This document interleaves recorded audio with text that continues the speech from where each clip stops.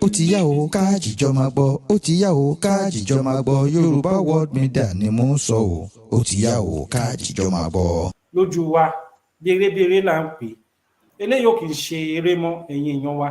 This is not a joking matter. GMO yẹn òun lẹ ń wò ní ọwọ́ bàbá wa tí ó fi ohùn ní fẹ́ play ohùn ẹ̀ nítorí pé ẹni yìí gangan gbà lọ́wọ́ wọn ṣó ti yé wọ́n dẹ̀ fi owó lé lórí. Tí a bá sọ pé ká play ohùn ẹ̀ wọ́n á mọ ibi tí ohùn yẹn ti wá. So a kò fẹ́ fi dá yín lójú pé GMO it is real now in Nigeria.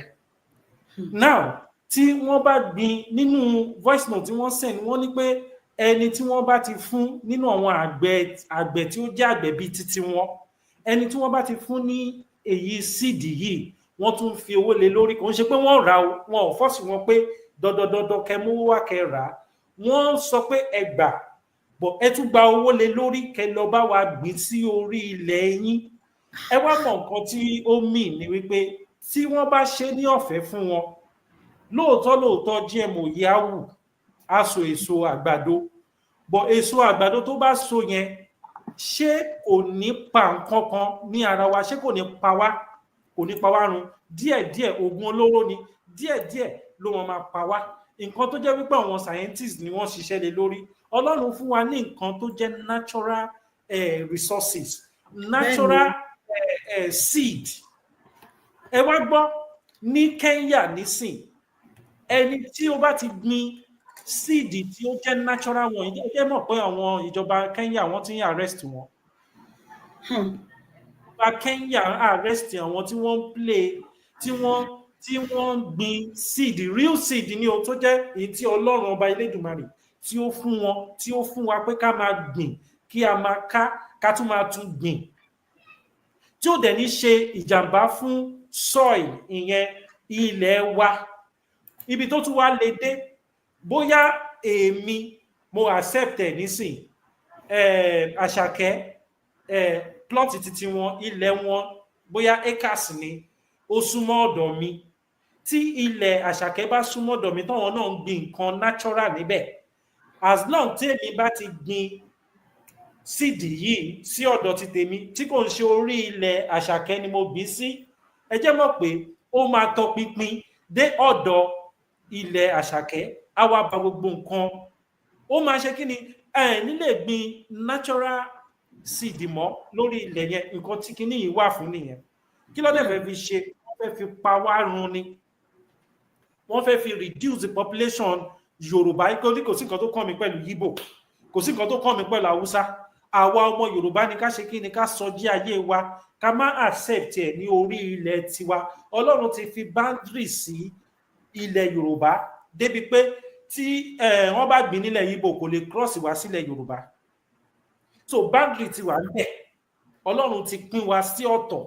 So therefore gbogbo wa la gbọ́dọ̀ máa pariwo àtàwa tá à ń wò àtàwa tá à ń sọ̀rọ̀ àtàwa tá wà nílé àtàwọn tó wà ní diaspora ẹ jẹ́ ká máa pariwo fún àwọn tó wà nílé pé wọ́n ò gbọ́dọ̀ gbìn o wọ́n ò gbọ́dọ̀ accept ẹ̀ tí wọ́n bá fún wọn lówó kí wọ́n gba owó yẹn kan ná jẹ bọ̀ kí wọ́n gbìn tí Elédùmarè ọba tí ó fún wa naturally nítorí pé àwọn ọgbọ́n àlùmọ̀kọ́rí tí wọ́n ti ń lò tipẹ́tipẹ́ tí wọ́n gbé COVID-19 tí wọ́n rò bóyá COVID-19 ó máa pa wá run COVID-19 pa wá dúdú ọmọ Yorùbá wọ́n wá ọgbọ́n dá sí COVID-19 ò rí wa parun wọ́n sọ pé ká máa gba vaccine àwọn ọmọ Yorùbá tún kọ̀ wọn ò tún gba vaccine. So oríṣiríṣi ọ̀nà ni arákùnrin tí wọ́n ń pè ní Bill Gates yẹn oríṣiríṣi ọ̀nà ló máa gbà láti ṣe kíni láti fulfill gbogbo agenda wọn pé wọ́n fẹ́ pa ìran èèyàn dúdú run. Níbo dẹ̀ ló ti máa bẹ̀rẹ̀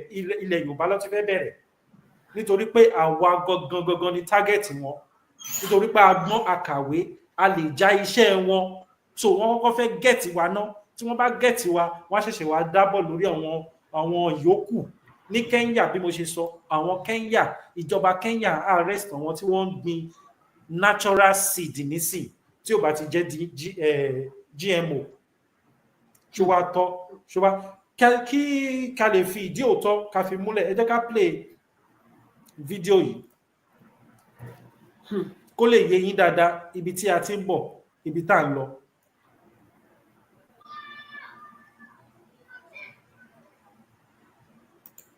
Jẹ́ ń fóun sí.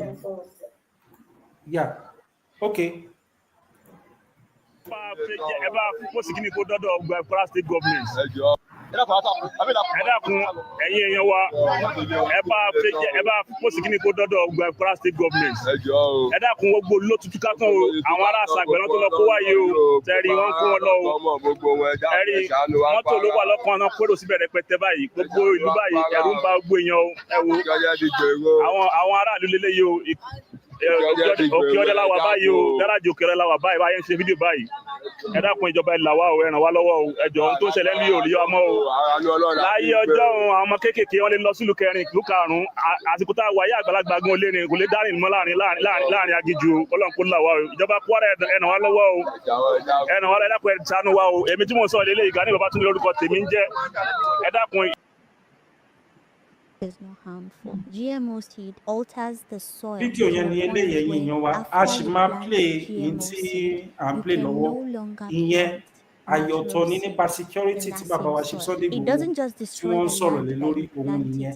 Ẹ jẹ́ ká tún fídíò yìí ká tún gbọ́ kí ẹ lè gbọ́ nǹkan tí arábìnrin yìí tó ń sọ nípa GMO tá à ń sọ̀rọ̀ ẹ̀ yìí.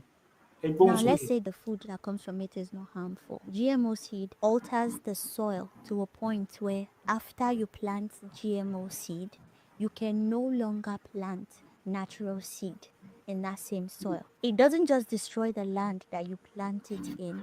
The neighboring crops, for instance, if Farmer B uses GMO seed, Farmer A and C, their crops will suffer because it doesn't just damage the soil that it's planted in, it spreads out. I've tried to look for accurate studies to prove to myself if the damage is temporary, and I've tried to ask people that know a little thing, that have done a little research as well. The results, like the damage GMO does to the soil for now, is permanent. Permanently destroys the soil, that you can no longer plant natural seeds, organic seeds on that soil too. The organizations that are in charge of making these GMO seeds are very few. If we start buying, you can no longer plant natural seed on that land, which means you have to still go back to buy. Do I need to state the dangers of this? How many of you used to use CapCut when it was free? Now they've made it subscription based. They're not even saying, okay, just pay and then use. You no longer own anything. You now have to pay monthly to use these apps. That's what they're trying to do with the GMO seeds. Then comes the people that are saying you're not being forced. Nigeria doesn't have food crisis. The food crisis we're currently experiencing is artificial. Let's say that the solution is GMO seed.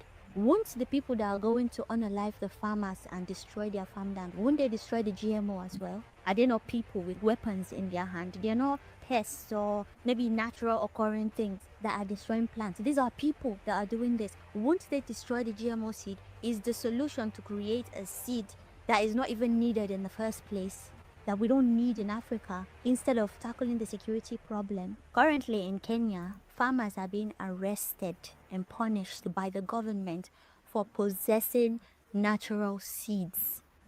This has been happening in America. As a farmer, if you plant and you replant that seed from your farm that you got from your previous planting season, you will be arrested and fined. It has been happening in America. I found out recently. And they brought the same thing to Kenya. What makes you think they won't bring the same?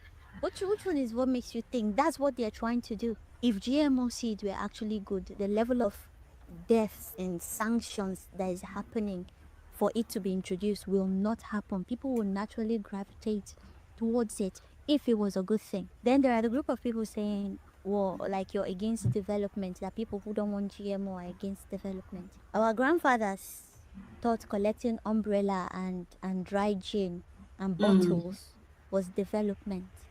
Look at where we are, how many years later. It took 400 years before they were able to break out of slavery. And up till now, segregation and another form of slavery is still going on because somebody wanted umbrella. And you people are calling this development. The level of poverty that these GMO seeds will bring, you guys have not seen it before. And I also heard some people say, why would they want to kill us? They need us for work. The Palestinians thought the same thing too, because the Palestinians were the ones doing menial job in Israel.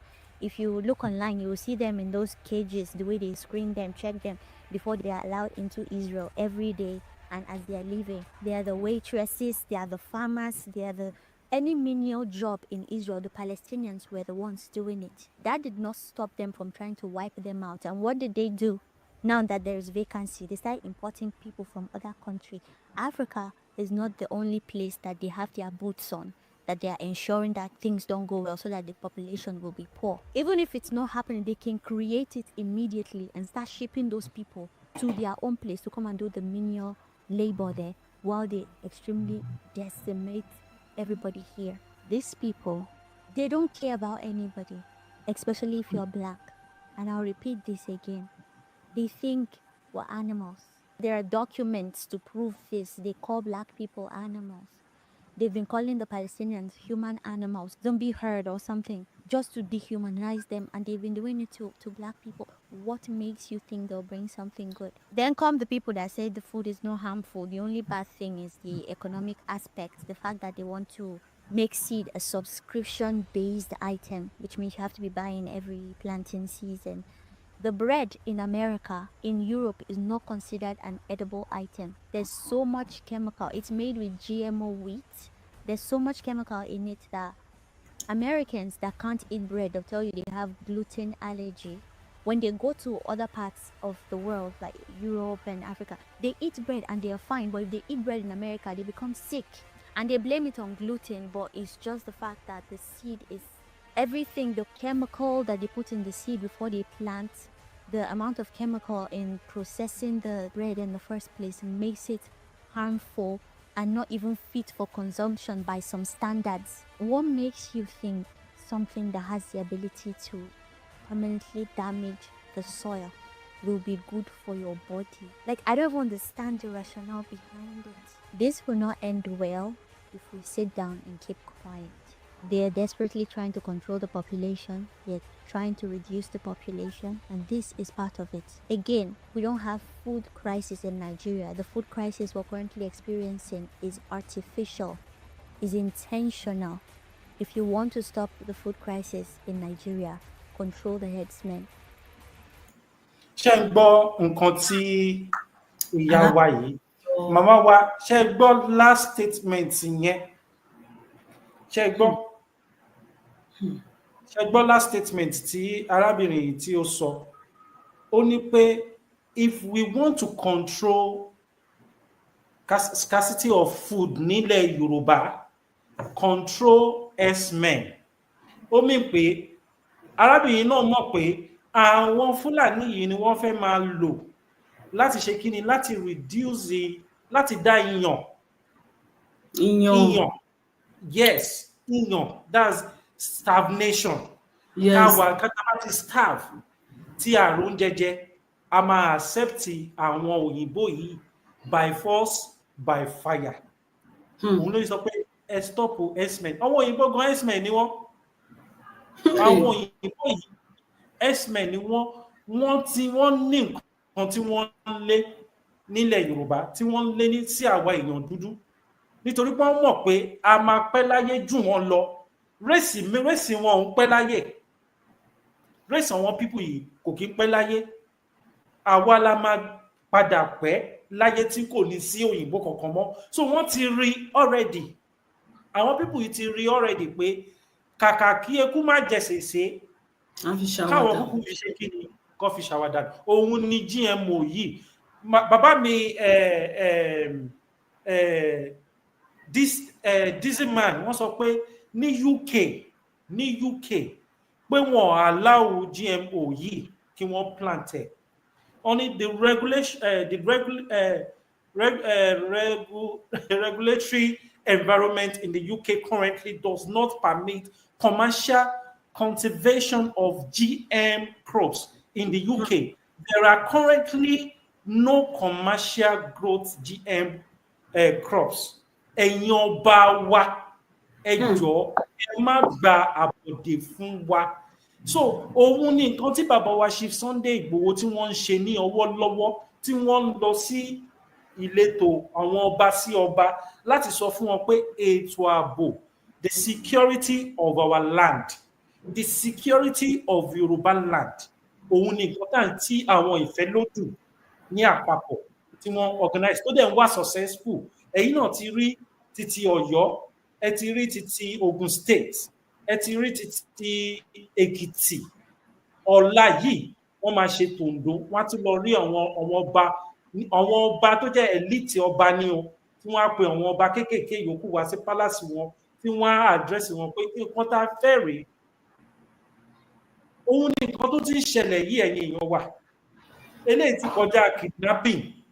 Eléyìí tí tó bá ti bẹ̀rẹ̀ sí ní gbìn, tó ti bẹ̀rẹ̀ sí ní harvest ẹ̀, ìyẹn GMO seed yìí tó ti bẹ̀rẹ̀ sí ní harvest ẹ̀, tí àwa ta wá ń consume ẹ̀ sí àgọ́ ara wa, ìbẹ̀lẹ̀ àìsàn oríṣiríṣi, àìsàn tí ò ní jẹ́ kí ẹ̀mí kó gùn á bẹ̀rẹ̀ sí ní jọba ní àárín àwọn ọ̀tá wa tí ò kì í ṣe àwa ní agbára Elédùmarè.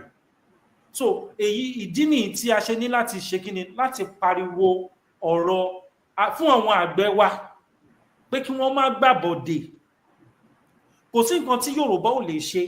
Ṣé a fẹ́ máa da màálù ni Yorùbá ò lè ṣe ni láti ní ránṣẹ́ títí wọn?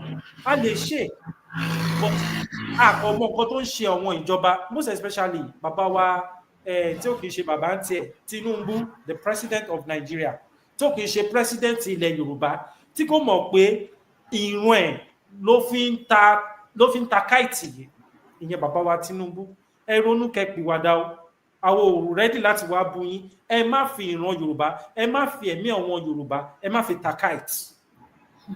Ẹ ṣe nǹkan tó bá tọ́ àti nǹkan tó yẹ. GMO yìí kò yẹ kẹ́ accept ẹ̀.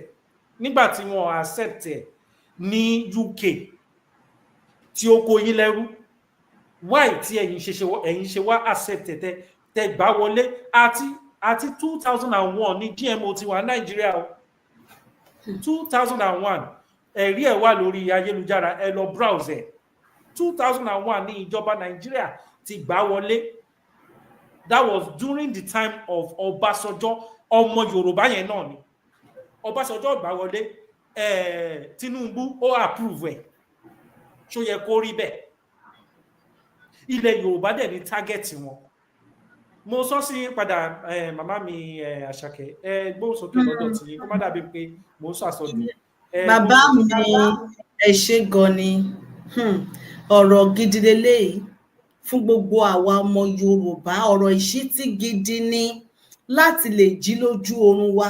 Ìyá wa kan sọ̀rọ̀ níbi kọ́kọ́ ka kọ́mẹ́ǹtì wọn. Ìyá wa Adéníkẹ́ Fájùkẹ́, wọ́n ní Yorùbá nation, ẹ jí, ẹ má sùn, ẹ jí ìjí òdodo, ẹ má ṣe jẹ́ kí GMO ba ilẹ̀ wa jẹ́, ẹ má gba GMO product lọ́wọ́ àwọn tó ń tà á. Ẹ wo ìyá wa, eléyìí tá à ń ṣe ó kọjá ìkéde, kéré ò ló yẹ ká gbéde lórí.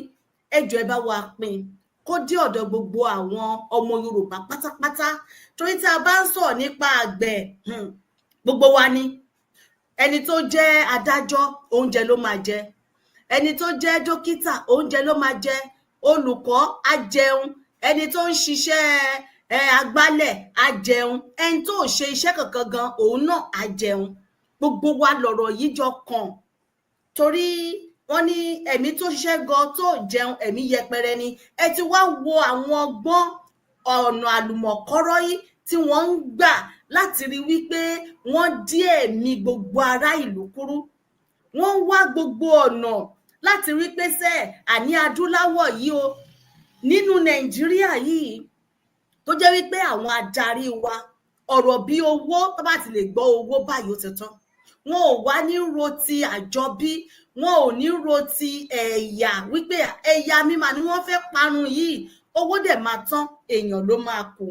Ẹ jọ̀ọ́ ẹ dákun, gbogbo ẹ̀yin olóṣèlú, gbogbo ẹ̀yin ọ̀jẹ̀lú wọ̀nyí, ẹ má gba oúnjẹ yìí. Àwọn àgbẹ̀ a ti mọ̀ wípé wọ́n ti approve ẹ̀, ó tẹ̀ ti wà nínú ilé, ó ti wà nínú lórí ilẹ̀ already. Ó ti wà ní location 0 lọ́wọ́lọ́wọ́ bá a ṣe ń sọ̀rọ̀ yìí.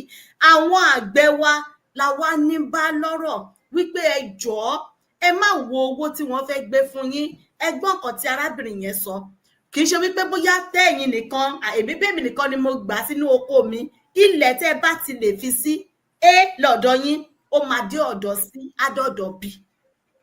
Kì í ṣe ilẹ̀ yín yẹn nìkan ló máa bájà, ló máa affect gbogbo ilẹ̀ ní pátápátá, torí nǹkan tí wọ́n gbé wá yìí ó jẹ́ nǹkan tó lágbára gidi ni. Bàbá mi ti ṣàlàyé lẹ́kọ̀ọ́ wípé wọ́n lo ọ̀nà láti fi COVID-19 kan fi pa gbogbo wọn, rí pé àwa dúdú kò sí nǹkan kan tó ṣe wá. Wọ́n ti wá ọ̀nà míì, ọgbọ́n míì. Ó ní mo fi sọ lẹ́yìn ìgbà táwọn kọ́ bẹ̀rẹ̀ ètò wípé gbogbo à ń sọ wípé wọ́n ń jíyàn gbé, wọ́n ń pààyàn, àjọ mọ gbogbo wọn ni. tó bá yẹ pé wọn ò mọ̀ sí láti ìgbà yẹn lọ́ọ̀ tó 2014, ó yẹ kí wọ́n ti rí ọ̀nà àbáyọ sí ọ̀rọ̀ àwọn ajínigbé. ṣe ni pé kò sí ọ̀kan tí wọ́n rí ṣe sí ní tó yẹ kí wọ́n fi máa lọ, wọ́n ti ń pọ̀ sí ni. Gbogbo ala ti rí àwọn mọ́tò ológun, gbogbo nǹkan ìjà olóró tí wọ́n kó wọlé. Ẹ fi mọ̀ wípé ilẹ̀ ni wọ́n fẹ́ wá gbà. Wọ́n fẹ́ pa gbogbo àwọn tó wà lórí ilẹ̀ yẹn ni. Ẹ wo nǹkan tó ṣẹlẹ̀ ní ìpínlẹ̀ Kwara tẹ́ bá wa gbọ́ tán. Àwọn èèyàn kúrò nílùú, odidi ìlú kò séèyàn bẹ̀ mọ́. Adìyẹ kan, ajá kan ni wọ́n bá ń bẹ̀. Kò sí èèyàn ẹyọ kan níbẹ̀. Ẹ jọ ṣé bí a ṣe fẹ́ máa bá a lọ leléyìí. Ẹ wá wo ọ̀rọ̀ oúnjẹ tí wọ́n wá gbé wá, ìyẹn gan wá nípa bámbárì. Ìyẹn gan wá ni ó wá le jù. Bàbá mi sọ, bàbá mi Kẹ́hìndé, wọ́n ní Ítálì gan, wọ́n ní wọ́n fi ààyè GMO gbà wọ́n ní wọ́n gbà wọlé. Kí ló wá dé tó jẹ́ pé ìgbà tí ọmọ Yorùbá wà ń bẹ̀, ẹ̀yin lẹ ti wá bu ọwọ́ lù ú. Kódà gbogbo àwọn nǹkan tẹ́ ń ṣe wọ̀nyí, owó máa tán èèyàn ló máa kú o. Àṣìírè ń kó ọrọ̀ jọ ní láì mẹ́ni tó máa jẹ́. Gbogbo owó tẹ́ ń kó jọ wọ̀nyẹn kò lè ṣe nǹkan kan. Àwọn ọmọ tẹ́tẹ́ ń kó ń dè kí náà ẹ fi ṣe. Ẹ fi mọ̀ wípé owó tí ẹ gbà yẹn pépà ní òyìnbó, wọ́n print ẹ̀ ní láti fi kó wa lẹ́rú. Pépà ni. Ó wà lára nǹkan tí arábìnrin yẹn sọ tán náà lẹ́kan. Wọ́n mú umbrella wá fún àwọn baba ńlá wa náà nígbà yẹn. Odidi èèyàn 100 wá kó wọn ní kán máa kó wọn lẹ́rú lọ nítorí umbrella ẹyọkan. Ẹ wá wo àtìgbà yẹn náà, wọn ò tú okùn lọ́rùn wa. Wọ́n ti ṣe òwò ẹrú yẹn nígbà yẹn, wọ́n ti kó wa lẹ́rú. Oúnjẹ ni wọ́n ti fẹ́ wá lò láti fi colonize wa again. Oúnjẹ ni wọ́n fẹ́ lò báyìí o láti ti padà fi kó wa lẹ́rú. Wípé gbogbo nǹkan tá bá fẹ́ máa jẹ, a gbọ́dọ̀ máa dúró de àwọn ká tó jẹun ni. Nǹkan tí wọ́n fẹ́ wá ṣe nìyẹn. Tá a dẹ̀ mọ̀ wípé ilẹ̀ Yorùbá ní gbogbo àgbáyé tó bá ní ilẹ̀ wo ló dáa jù, àwa ni Ọlọ́run jogún ẹ̀ fún. Ilẹ̀ tó ń ṣọ̀ fún wàrà, tó ń ṣọ̀ fún oyin ni. Kò sí nǹkan tí ẹ bá gbìn lé lórí tí ò so èso jáde. Ẹ̀yin ẹ mú tòmátò kẹ́ da omi ẹ̀ sẹ́yìn kùlé, kẹ́ tó máa lajú, kẹ́ tó ṣẹ́jú ó ti hù. Kò sí ibi tẹ́ ti fẹ́ dánrú ẹ̀ wò, kò sí ilẹ̀ náà tẹ́ ti fẹ́ ṣerú ẹ̀ tó máa hù. Ṣùgbọ́n ní ilẹ̀ wa, ilẹ̀ tó dáa ni. Ẹ wá ti wo ọgbọ́n tí wọ́n ti fẹ́ dá láti fi bà gbogbo ilẹ̀ yẹn jẹ́. Ẹ jọ̀ọ́, abẹ̀yìn ẹ̀bẹ̀ ni gbogbo ẹ̀yin àgbẹ̀ tí wọ́n ti ń fún, tó ń dẹ̀ ń fún yín lówó. Ẹ jọ̀ọ́, ẹ má lò sórí ilẹ̀. Ẹ dákun, ẹ má lò ó. Ẹ jọ̀ọ́, ẹ bá wa pín ètò yìí fún gbogbo ọmọ Yorùbá, gbogbo àwọn èèyàn wa tí wọ́n wò wá nílé, wípé wọ́n ti gbé e dé o. GMO seed ó ti wà. Ẹ má gbà lọ́wọ́ wọn. Ẹ má lò sí ilẹ̀ kankan o. Tẹ́ ẹ bá lò ó léwu o fún àgọ́ ara. Oríṣiríṣi àìsàn lẹ́rí tó ń ṣẹlẹ̀, kò dẹ̀ sí ilé ìwòsàn gan ò tí sí. Wípé ara èèyàn gan ò yá, wọn ò rí ilé ìwòsàn gbé èèyàn lọ. Tó bá ti jàjà débẹ̀ gan kò tí sí dókítà. Látàrí wípé wọn ò san owó fún àwọn òṣìṣẹ́. Ṣé ti wá rí àwọn òyìnbó tí wọ́n ní facility, wọ́n ní ilé ìwòsàn, wọ́n ní gbogbo ẹ̀, wọn ò gbà lọ́dọ̀ wọn. Kí ló wá dé? Níwọ̀n ìgbà tí UK gan ò ti gbà, kí ni nǹkan tó kì wọ́n láyà? Kí ló kì àwọn ìjọba títí ilẹ̀ Yorùbá, àwọn tí wọ́n jẹ́ adarí wa, kí ni àwọn gbójúlé tí kì bá ṣe ìwà ìkà? Àwọn tó kó yín lẹ́rú, wọ́n ní kò sáyé ẹ̀ lọ́dọ̀ wọn. Ẹ̀yin dẹ̀ tẹ́wọ́ gbà á. Ṣé rí pé nǹkan tí wọ́n ṣe yìí láti pa gbogbo ẹ̀yà Yorùbá run ni? Ọlọ́run ò dẹ̀ ní gbà fún yín. Àwọn alálẹ̀ ò ní gbà fún yín. Lágbára Ọlọ́run Elédùmarè ló máa borí yín. Gbogbo ọ̀nà tí ẹ bá gbà á borí yín ni. Kí ló dé? Kí la gbà lọ́wọ́ yín? Kí la rà nígbà yín?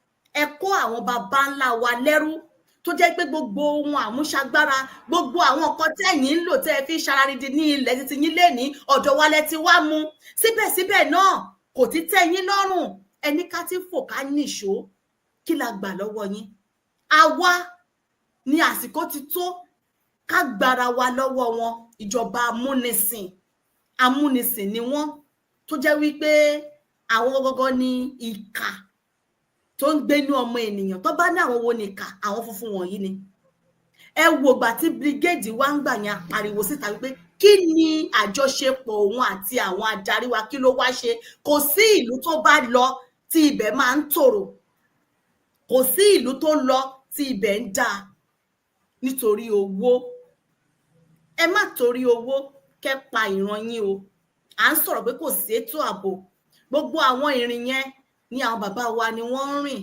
tí àwa náà á dẹ̀ ń rí òun náà la fi ń gbé wá tó yẹ pé a ò jẹ́ kí etí ẹnì kọ̀ọ̀kan wa kó di sí gbogbo nǹkan tó ń ṣẹlẹ̀ òun la fi ń gbé wá fún wa wípé bí wọ́n ṣe ń lọ sí ọ̀dọ̀ àwọn lọ́balọ́ba wọ̀nyí tá a bá ti débẹ̀ tá a bá dẹ̀ ti rí ètò yẹn á ti máa tẹ̀ mọ́ wọn létí náà níbẹ̀ wípé gbogbo ẹ̀yin kábíyèsí ẹ jọ̀ọ́ ẹ bá wa fọwọ́ sí gbogbo nǹkan tí bàbá Ìgbòho ṣà ń béèrè fún yìí ètò ààbò ilẹ̀ Yorùbá kí wọ́n gbẹ́sẹ̀ kúrò lórí àkáǹtì wọn ò kì í ṣe ọ̀daràn o àwọn agbésùmọ̀mí Mahmuda Lakura was gbogbo wọn wà nù gbó níbẹ̀ tí wọ́n ń gbé ìbọn rìn kiri ẹ ò lọ mú wọn DSS ò lọ mú wọn EFCC ò lọ mú wọn kí ló wá dé kí ni ọmọ Adéyẹmọ ṣe wọn kì í ṣe ọ̀daràn gbogbo àwọn kan tí wọ́n dẹ̀ sọ láti 2021 yẹn wá di èní èwo ni ò ṣẹlẹ̀ ń bẹ̀ ó ń ṣẹlẹ̀ lójoojúmọ́ ṣé ẹ mọyì àwọn èèyàn tí wọ́n ti jí gbé láti ìgbà yẹn síbí ẹ mọyì àwọn èèyàn tí wọ́n ti pa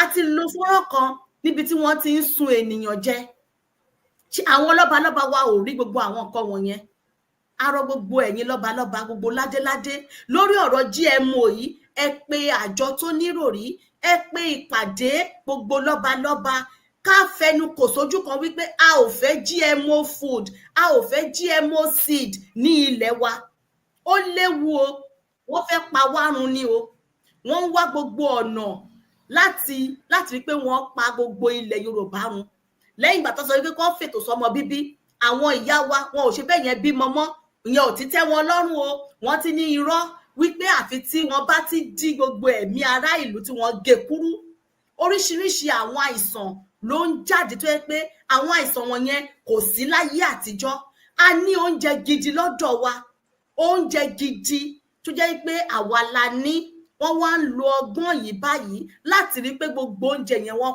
parun ìdí nìyẹn tí àwọn Fúlàní ìwọ ní ẹ̀gẹ́ wa wá kọjá síbẹ̀ ọ̀gẹ̀dẹ̀ wọ́n bàjẹ́ gbogbo oúnjẹ wa wọ́n bẹ̀rẹ̀ sí ń bàjẹ́ ìjọba ò rí kankan ṣe sí ara àwọn plan work wọn nìyẹn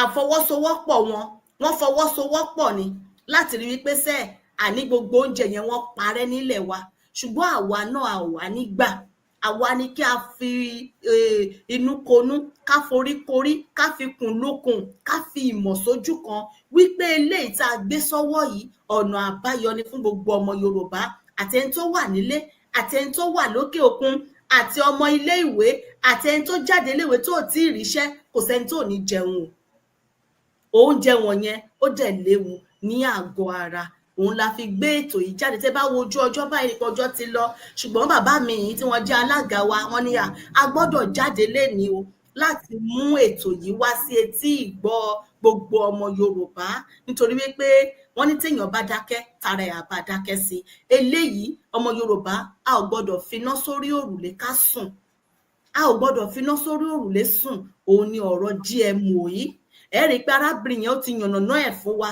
bó ṣe léwu àwọn ewu tó wà ńbẹ̀ àwọn tí wọ́n bá gbin oúnjẹ bóyá ẹwú ẹ̀gẹ́ báyìí igi ẹ wá ti lọ ẹ ti tún gbìn wọ́n ti mú wọn báyìí ní Kenya wọ́n ti mú wọn ní Kenya ṣé tẹ́ mọ̀ pé àwọn tí wọ́n alábọ̀dé ni wọ́n gbádùn àbọ̀dé yẹn ṣùgbọ́n àwọn tó wá jẹ́ adarí wa ẹ rí i pé gbogbo wọn náà báyìí láì kan náà ni wọ́n jọ tò sí nǹkan kan náà ni wọ́n ìkan ògbé kan látàrí ìwà àjẹbánu wọ̀nbílíkì wọ̀nbíà gbogbo àwọn nǹkan àlùmọ́nì tẹ́ ẹ ràgàbò tẹ́ ẹ ń ta tẹ́ ń tepo ẹ̀ ń ta góòdì ẹ̀ ń ta gbogbo ẹ̀ ẹ ò rí bí kankan fowó ẹ̀ ṣe ọ̀nà ẹ ò ṣe omi gan ẹ ò ṣe fún ará ìlú Ìbílígéèdì ti gbówó wá fún yín ẹ ti gbà á kí ló dé ṣe fẹ́ gbé owó lọ sọ́run ni ẹnìkan ò kú rí kí wọ́n sọ pé ó gbówó lọ sọ́run o ṣe fẹ́ gbówó lọ sọ́run ni ẹ̀rọ ti ìṣẹ̀dá ẹ̀rọ ti alájọbí ẹ̀rọ ti abínibí wípé àwọn èèyàn ní ìyà ń jẹ àwọn èèyàn ni wọ́n ń jí gbé kò sétò ààbò nínú ìlú ẹ ò rí yẹn ṣe ẹ ti wá gbé ìṣòro míì wá sórí ará ìlú eléyìí ó kù díẹ̀ káàtó bàbá mi ẹ wò ó gbogbo ọmọ Yorùbá arawọ́ ẹ̀bẹ̀ ni o ẹ má gbà o gbogbo àgbẹ̀ pátápátá ètò eléyìí bó ṣe ká wa lára sí òun la ṣe ń sọ yìí o ẹ dákun gbogbo àgbẹ̀ nílẹ̀ Yorùbá ẹ má gba GMO seed ó léwu gan ni ewu wà ń bẹ o wọ́n ní ewu ń bẹ lóko lóńgẹ́ pàápàá fúnra ewu ni o ẹ dákun bàbá mi ẹ jẹ́ kí n dá padà sọ́dọ̀ yín ẹ ṣé gan ni.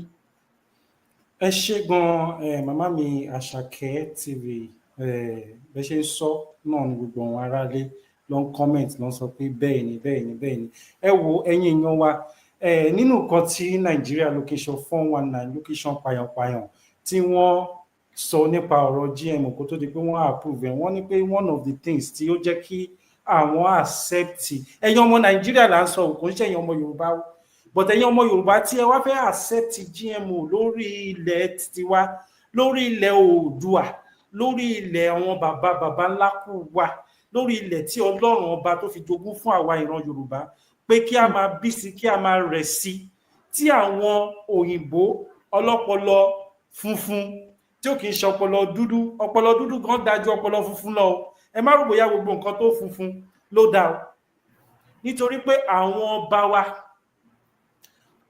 ẹ wò ẹ má jẹ́ kí n tẹ̀ ìtọ̀rọ̀ wọn ọba nítorí pé à ń visit àwọn ọba lọ́wọ́lọ́wọ́ so that wọ́n á lè gbọ́ títí wa wọ́n á lè ṣe kí ni wọ́n á lè fòun tẹ̀tẹ̀ nǹkan tí bàbá wa Chief Sunday Igboho tí wọ́n request fún ní ọwọ́ wọn nínú nǹkan tí benefit tí Nàìjíríà sọ pé ìdí táwọn ṣe nídìí GMO yìí ni wípé àwọn máa achieve food security ẹ jọ̀ọ́ àwọn Fúlàní tí wọ́n ń pa àwọn àgbẹ̀ kí ni Nàìjíríà ṣe sí nípa pé wọ́n fẹ́ protect ilẹ̀ as in àwọn farmers ó ṣe wá jẹ́ GMO yìí ilẹ̀ wa sọ pé òun ló máa fún wa ní food security nítorí pé ẹ ti wò pé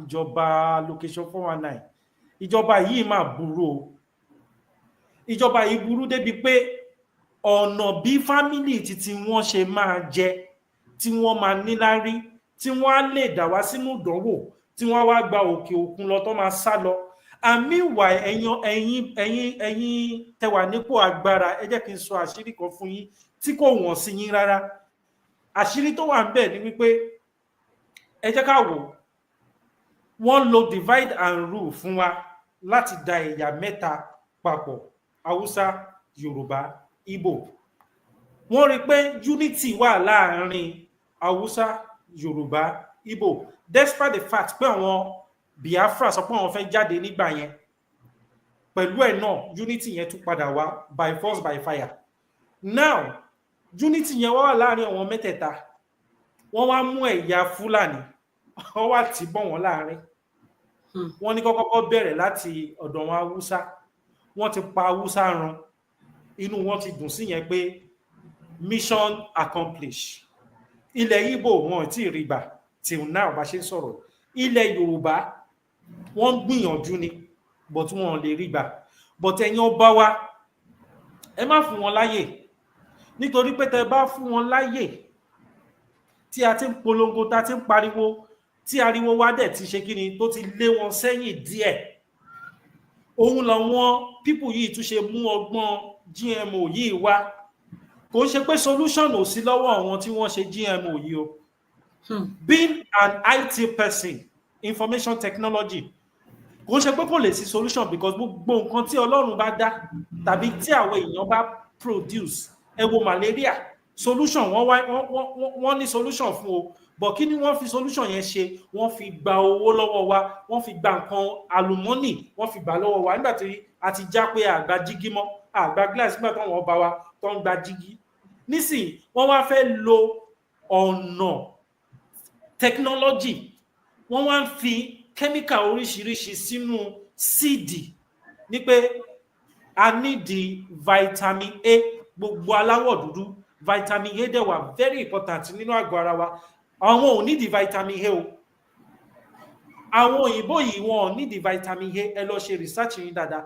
Àwa dúdú la nídi vitamin A, kò dẹ̀ sí gbogbo ọ̀nà tí a kì í gẹ̀tì vitamin A. À ń rí vitamin A nínú àgbọn, à ń rí vitamin A nínú ẹ̀wà, à ń rí vitamin A ní oríṣiríṣi ọ̀nà. Àwọn oúnjẹ tí àwọn ò lè jẹ táwa ń jẹ, ó ń jẹ́ kí immune system ti wa kó jẹ́ ká last long, ó ń boost wa gan, ó ń fún wa ní brain, ó dẹ̀ ń jẹ́ ká think fast than them. So òun ní gbogbo ọ̀nà táwọn people yìí ń gbà pé tí àwọn bá lo Fúlàní, tí Fúlàní ò wà successful nílẹ̀ Yorùbá, káwọn kúkú lo GMO yìí, káwọn fi lé wọn. Nígbà tí a bá sá lórí ilẹ̀ wa pé ilẹ̀ yìí ti di ilẹ̀ aṣálẹ̀ o, a lè gbin kankan síbẹ̀, ṣé wọn ti máa sún wa kúrò ní àdúgbò, wọn ti máa sún wa kúrò lórí ilẹ̀ wa díẹ̀díẹ̀? Bóyá àwa padà lọ sí Benin Republic níbi tí bàbá wa ṣe Sunday Igboho tí wọ́n lọ gba amnesty. Ṣe rí pé ọ̀nà oríṣiríṣi ló lè gbà láti fi lé àwa ìran Yorùbá kúrò lórí ilẹ̀ wa. Òun dẹ̀ ní ọ̀nà GMO yìí. Ẹ̀yin èèyàn wa, ẹ pariwo kíní yìí gidi gan ni. It takes the thing of the spirit to understand the things of this. Mo máa ń sọ, inú ẹ̀mí mímọ́ ni àwa ìran Yorùbá tá à ń jìjàǹgbara. Ẹ̀mí mímọ́ ló ń darí wa, ẹ̀mí mímọ́ ló ń gba ẹnu wa sọ̀rọ̀, ẹ̀mí mímọ́ ló ń fi àwọn nǹkan tí ojú ò tí ì rí, tí ó ń lo ẹnu wa, tí ó ń lo ahọ́n wa fi sọ jáde. Ìgbà tó bá tó táìmù ọwọ́, ẹ wo bí bàbá wa ṣe Sunday Igboho ṣe sọ pé ẹ má pa ìran mi, ṣé kò padà máa wá ṣẹlẹ̀ nísìn? Ṣé wọn wá padà máa bẹ ṣe Sunday Igboho pé nílùú Ọ̀yọ́ wọ́n ti àtáàkì wọn o, wọ́n ti ṣe kíní kan o, ẹ máa bọ̀ nílé? Meanwhile ẹ sọ̀rọ̀ wọn sọ̀rọ̀ wanted tí wọ́n gbélé wọn lé lórí. That is a very serious embargo. Now tí wọ́n bá sọ pé òkè o, àgbẹ̀ kan ó gbin àwọn síìdì yìí tó jẹ́ wípé tẹ́ bá ti gbìn, kò sí síìdì míì tẹ́ lè gbìn sórí ibẹ̀ yẹn mọ́, àfi kẹ́ lọ ra GMO yìí nìkan ló kù.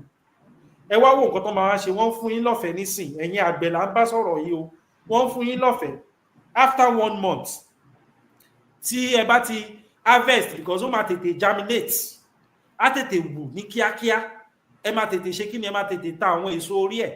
Ibi tí ó tún wá lè dé, ẹ lè yọ èso yẹn tí ẹ̀yin tí ẹ harvest kó lórí oko yẹn, tẹ bá harvest ẹ kó lórí oko, ẹ lè gbin the same seed yẹn until tí ẹ bá tó lọ bá ilé iṣẹ́ tí ó develop GMO yìí, àwọn seed yẹn, until tẹ bá tó padà lọ bá wọn, ẹ tí wọ́n máa ń fi owó tí ẹ ti ṣe wàhálà, tẹ ti fi gbin nǹkan sí orí ilẹ̀ yín, tẹ tún wá lọ tà, ẹ tún fi owó yẹn ẹ tún lọ fi ra seed yẹn padà, because kò wá sí natural seed míì tó máa wù lórí ilẹ̀ yẹn mọ́. Kò sí any natural seed míì tó máa wù lórí ibẹ̀ mọ́. But tí àwọn òyìnbó yìí tó bá wá rí pé àwọn èèyàn ti ń sá, because wọ́n wò wá lórí satellite, wọ́n wo population tó wà lórí gbogbo being for technology, gbogbo wa la mọ̀. Using internet, wọ́n mọ population tó wà ní Ìbàràpá. Using internet, wọ́n mọ population tó wà ní Ogun State, wọ́n mọ population tó wà ní gbogbo ìgbèríko wa. So ìgbà tí wọ́n bá gba gbogbo ìgbèríko wa tán lọ́wọ́ wa, wọ́n wá tì wá sáàárín, wọ́n ṣe máa wá provide the solution. Wọ́n ṣe máa, àwọn ò ní jẹ́ àwọn òyìnbó wèrè yìí tẹ̀ ń wò yìí, wọ́n ò ní jẹ fruit yìí, wọ́n ò ní jẹ gbogbo nǹkan tí wọ́n bá fi seed yìí gbìn, wọ́n ò ní jẹ. Àwa ló fẹ́ ká jẹ́, ká máa wá ṣe kí ni, ká máa fò ṣánlẹ̀, ká máa kú tí ò dẹ̀ ní. In fact, ibi tí mo tún mọ̀ pé àwọn ọmọ Yorùbá tún máa ní agbára dé, tí Ọlọ́run tún máa ràn wá lọ́wọ́ dé, despite the fact pé ká tẹ̀ máa accept ẹ̀ ní eléyìí, ò ṣe pé ká máa wá lọ wá solution. A lè máa ṣe remedy after death. Ó máa níye. Ọlọ́run tí ń wọ̀nù wá, Ọlọ́run tí ń fi gbogbo wọn àṣírí, ó ti fi wọ̀n wá pé ká máa accept ẹ̀ ní. Ó dẹ̀ máa bẹ̀rẹ̀ látòrí ẹ̀yin ọba wa. Ẹ má accept rárá. ẹ sọ fún ìjọba àpapọ̀ pé ẹ fẹ́ nǹkan tí ẹ bá sọ pé ẹ fẹ́ tí wọ́n bá sọ pé dandan ẹ sọ pé kó di sálárì wọn gan mú. Kí ni àǹfààní kó máa fún yín ní owó ẹ̀mí gbogbo wa? Owó ẹ̀mí títí yín gan wà nú ẹ̀ nínú nǹkan tó tún máa fún yín, nítorí pé ẹ̀yin ọba gan ẹ̀ ní choice than to eat the whatever was harvested from the land. Gbogbo nǹkan tí wọ́n bá harvest kò tí wọ́n bá ká ní orí ilẹ̀ yẹn ẹ̀yin ọba máa padà náà jẹ́ ẹfẹ́ ẹ̀kọ́, wọ́n á mix ẹ̀ mọ́ oúnjẹ yín, wọ́n á bribe àwọn tó ń kúkú àwọn kúkú yín, wọ́n á bribe wọn kó fi sínú oúnjẹ fún yín ẹ̀yin ọba, bóyá ẹfẹ́ ẹ̀kọ́.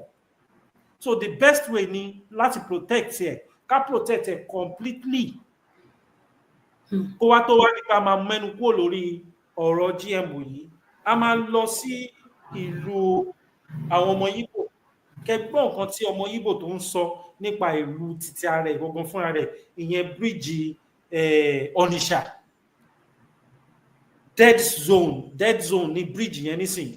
Ọmọ Ìgbò yẹn dẹ̀ ń sọ pé kàkà tóun máa fi kí ìjọba kọ́tẹ̀ approve ọ̀rọ̀ security náà lélẹ̀ tí Chief Sunday Igboho ṣì ń clamor fún pé kí wọ́n fún wa ní ètò ààbò, kan fi lé wọn lọ́wọ́ kí a ṣe ètò ààbò títí wa, policing títí wa, kí àwa ká secure ilẹ̀ wa fúnra wa, àwa tá believe lórí ilẹ̀ Yorùbá. Ẹ̀yin tẹ́ bá believe lórí ilẹ̀ Yorùbá ẹ dákẹ́, ẹ jẹ́ ká protect ilẹ̀ yẹn fúnra wa. Ẹ dákẹ́ tẹ́ bá lè ṣe, ẹ̀yin tẹ́ wà nídìí ìjọ tẹ́ wà níjọba tẹ́ lè lo agbára yín láti fi protect ilẹ̀ Yorùbá. Ẹ jẹ́ ká wá take over, ká protect ẹ̀ fúnra wa. Òun ni bàbá wa ṣe Sunday Igboho clamor fún nísìn. Yorùbá nation later ẹ sì jẹ́ ká kọ́kọ́ protect ilẹ̀ wa. Òun dẹ̀ lọ́rọ̀ oúnjẹ tí wọ́n tún ti gbé wá yìí, nígbà tá a bá ti bẹ̀rẹ̀ sí ní jẹ oúnjẹ burúkú yìí, ìgbà wo ni ẹ̀mí wa ò ní máa reduce? Ẹgbọ́n nǹkan tọ́mọ Ìgbò yẹn sọ, ó sọ pé it is better kí gbogbo wa ká lọ ṣe kí ni, kò wá tẹ̀ wá ń ṣe solution gan nìyẹn gan mọ́, because nǹkan téèyàn bá ti jẹ sínú ó ti jẹ́ nìyẹn, ó máa bẹ̀rẹ̀ sí ní ṣiṣẹ́ ni. Bóyá wọ́n sọ pé a fẹ́ máa lọ encrypt ara wa, a fẹ́ máa protect ara wa pẹ̀lú ohun ìjà, gbogbo yẹn wọn ọ̀tẹ̀ ní ìdẹ̀gbọ́n mọ́. Technology ló fẹ́ fi bá wa jà ń sìn, science ló fẹ́ fi bá wa jà ń sìn, science òun ló fẹ́ fi bá wa jà. So therefore ẹ kò jẹ́ ká tẹ̀ gbọ́ ká gbọ́ nǹkan tó sọ nínú fídíò yẹn, ká tó wá play ìlú tí wọ́n ti lé ní Kwara, tí wọ́n lé gbogbo àwọn aráàlú kò nínú àdúgbò. Ẹ gbọ́ nǹkan tọ́mọ Ìgbò yìí.